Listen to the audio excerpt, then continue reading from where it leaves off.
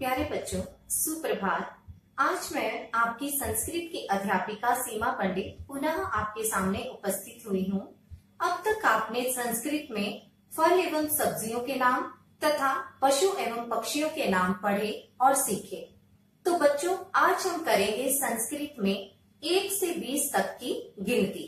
उम्मीद है आप इसे ध्यान पूर्वक सुनेंगे और सीखने का प्रयास करेंगे। बच्चों, यह कार्य मैं आपको वीडियो के रूप में तथा लिखित रूप में दोनों ही प्रकार से भेजूंगी। आप इस कार्य को अपनी उत्तर पुस्तिका में सुंदर अक्षरों में लिखेंगे। धन्यवाद।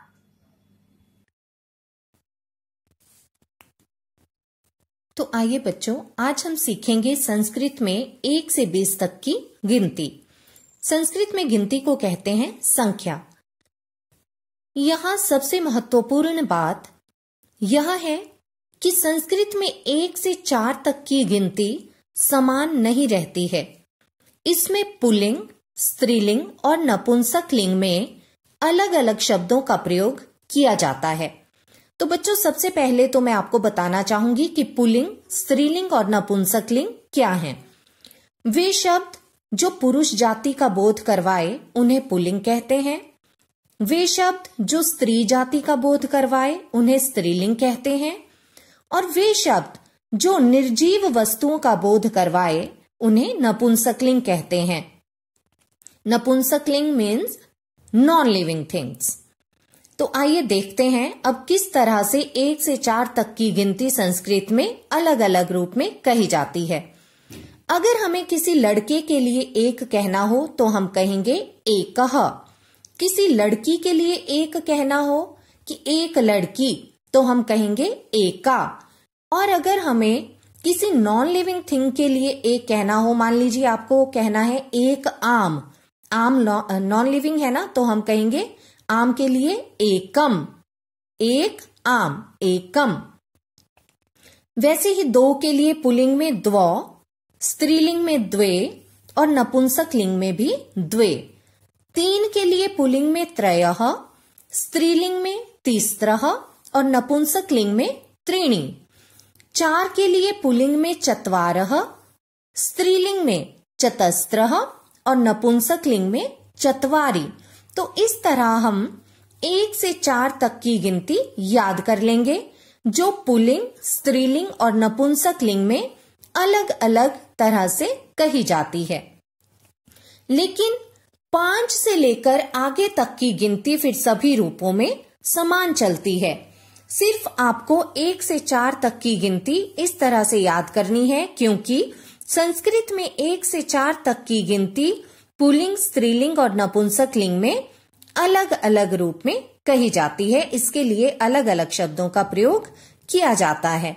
लेकिन 4 के बाद 5 से लेकर आगे तक की गिनती सभी रूपों में समान चलती है। आइए अब 4 से आगे गिनती देख लें।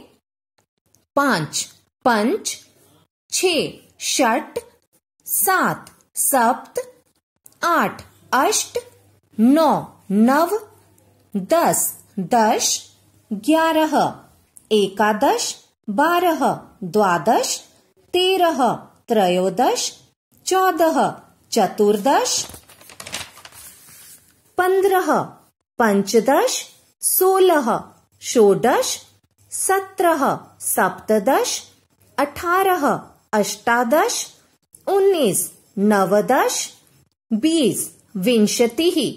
तो बच्चों, आप इसी तरह से संस्कृत में गिनती को याद भी करेंगे और लिख भी लेंगे। आइए एक बार दोबारा से देख लेते हैं।